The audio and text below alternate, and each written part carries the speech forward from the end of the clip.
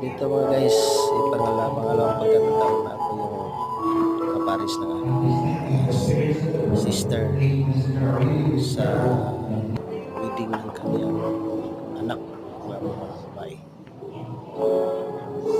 Sa panganay at sa pang-apat, tumayo nila ama. So ibang kasal. So ngayon excitement, kaba dahil iwan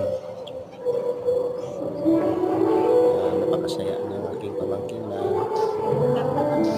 akan magpapasok ng simbahan. So dito ito po nangyari to sa lugar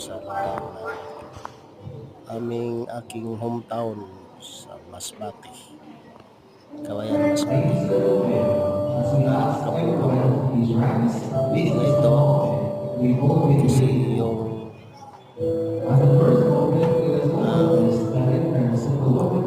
event is handa is lumilihin sa